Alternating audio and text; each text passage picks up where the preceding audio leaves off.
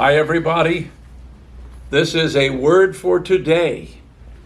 We have been studying the fruit of the Spirit for the last 9 weeks. Can you believe it? And I do. It's August. And summer, it always goes faster than we want. But Galatians 5:22 and 23 are our study text. But the fruit of the Spirit is love, joy, peace, long-suffering, kindness, goodness, faithfulness, gentleness, and now today's self-control. The King James Version calls this temperance.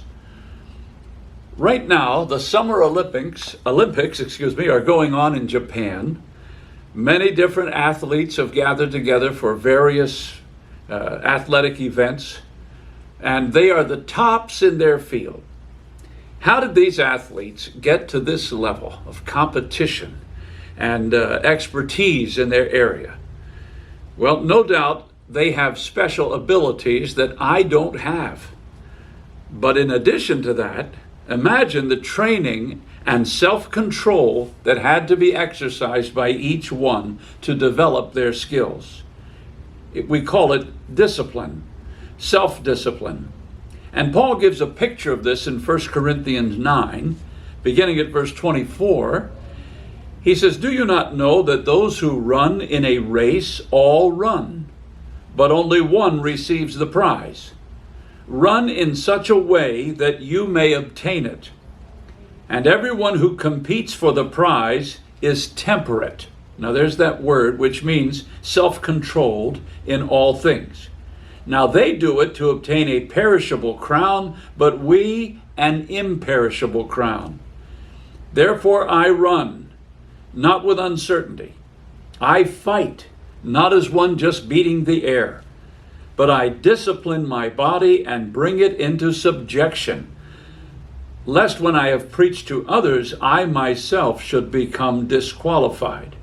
This whole passage is a picture of an athlete who must exercise self-control in order to gain the mastery of whatever event he's part of. They do it for just an imperishable crown, Paul says. Only one person receives the prize, but as a Christian, every one of us who are running this race, all of us will receive a crown. That's what Paul is saying, and we need to run with the same sense of discipline that an athlete does.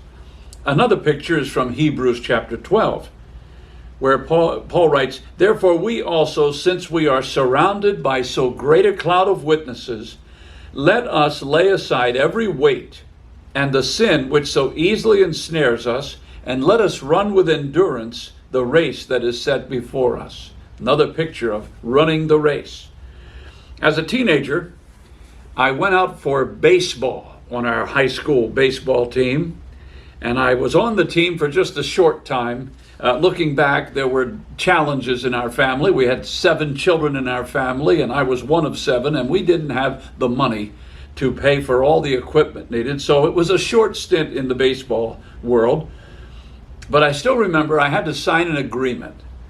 And the agreement was that I would keep up my academics, that I would maintain my physical health, including getting enough sleep, eating properly, and that I would participate in the practices.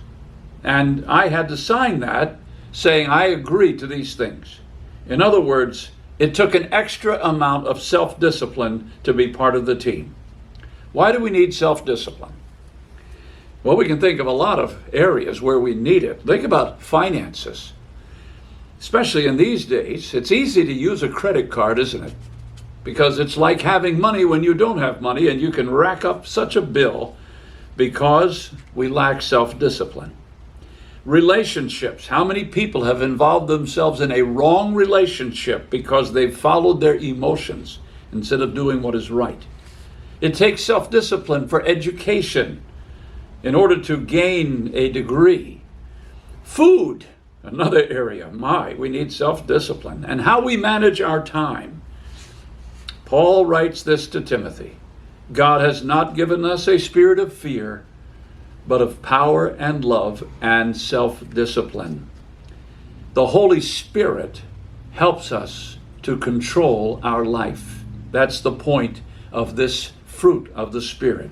Let us allow Him to help us God bless your day.